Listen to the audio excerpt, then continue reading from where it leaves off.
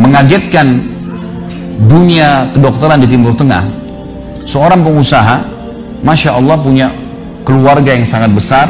Dia berpoligami, punya istri yang 4, kemudian anaknya banyak, harta kerbanya banyak.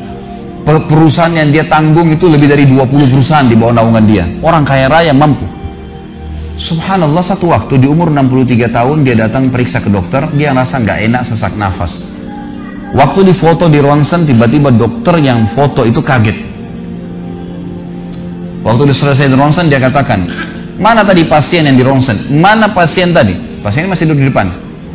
Pastikan pasien ini cari di ruang kematian. Nggak mungkin, secara ronsen sudah tidak bisa. Jantungnya tidak berdetak. Orangnya tidak berdetak jantungnya. Subhanallah, pada saat dicek ternyata tidak berdetak betul.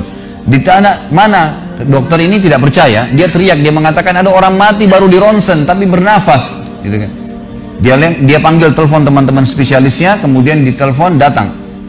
Kemudian dikasihlah gambar tersebut kepada temannya mengatakan, mana jenazah ini? Kata temannya, dokter yang foto pertama, ini bukan jenazah, ini orang yang lagi duduk. Kaget dokter yang kedua, jantungnya tidak berdetak secara medis, nggak mungkin bisa hidup. Bagaimana ceritanya nih? Dipanggil, apakah ini punya Anda? Dia bilang, iya ini punya saya. Dicek lagi kedua kali, benar. Dua-dua dokter ini tahu secara teoritis, shock. Ini nggak mungkin orang mati nih.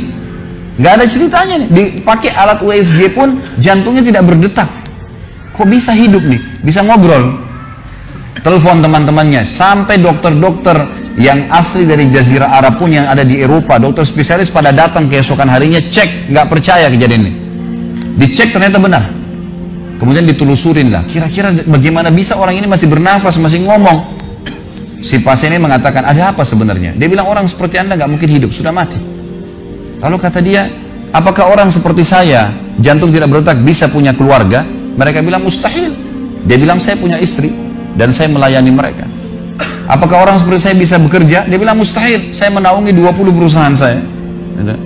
Semuanya bisa berjalan. Mereka nggak percaya. Sampai datang seorang dokter yang senior dari Jerman, datang khusus karena kasus masalah ini, diundang oleh dokter-dokter spesialis tadi. Dicek, ditemukan ternyata teman-teman sekalian, di bagian bawah jantungnya ada urat-urat saraf seperti terbuat, ya, seperti dibuat secara alami yang mengalirkan darah-darah tertentu sehingga ada pompa nafas di situ. Tidak ada di manusia lain, cuma di orang ini saja. Semua dokter mengatakan ini nggak masuk di akal, nggak ada manusia seperti ini di dunia. Jantungnya sudah tidak bergerak tapi masih bisa hidup karena dari rongga-rongga urat saraf yang keluar itu bisa masuk udara, oksigen dan terpompa, akhirnya hidup dan hidupnya normal, gitu kan. Subhanallah, ini sesuatu keajaiban. Lalu kemudian ditanggapi oleh seorang syekh yang memang teman dekatnya orang ini, mengatakan, yang saya tahu, ini semua disampaikan dalam khutbah Jumat. Lalu dia mengatakan, yang saya tahu orang ini tidak pernah ketinggalan puasa Senin Kamis, tidak pernah ketinggalan puasa Ayyamul Bid, semua puasa sunnah dan wajib dijalankan, dan tidak pernah buka puasa sendiri, pasti buka puasain orang lain. Tidak ada kegiatan sosial, bangun buat gali sumur, bangun masjid, bagi kitab Al-Quran, tidak pernah kecuali dia ada di situ. Walaupun andilnya tidak besar, tapi selalu ada. Orang tuanya selalu dibaktiin, selalu bersedekah, selalu kalau datang kepada saya diskusi tentang masalahnya orang. Ini ada tetangga saya punya masalah begini, bagaimana jalan keluarnya secara syariat, dan seterusnya. Hidupnya sibuk dengan ibadah kepada Allah Subhanahu Wa Taala. Allah ciptakan urat saraf khusus sehingga bisa terpompa, ya, udara masuk ke jantungnya. Tidak ada operasi. Ini yang dikatakan yaj'al min amri yusra, mudah, aneh, dokter nggak masuk di akalnya. Dan ini banyak orang subhanallah lupa dengan Allah Azza wa Jalla. Subuh besok insya Allah kita akan bahas lebih jauh masalah itu. Mereka tidak tahu kalau kekuatan Allah Subhanahu wa Ta'ala. Sakit, dokter, bagaimana saya bisa sembuh? Subhanallah.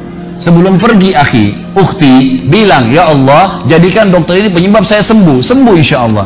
Tapi kita tidak bergantung pada manusia. Kata Nabi SAW dalam hadis qudsi riwayat Bukhari, kata Allah Azza wa Jal, hai anak Adam, kalau kau menggantungkan nasibmu padaku, aku akan memenuhi semua kebutuhanmu. Tapi kalau kau menggantungkan nasibmu pada selain aku, maka aku akan biarkan kau dengan ketergantunganmu. Ya udah, terserah kamu, tidak akan bisa ditolong, gitu kan.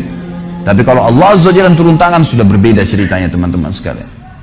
أمي كم أهواها أشتاق لمرآها وأحن لي ألقاها وأقبل يمناها.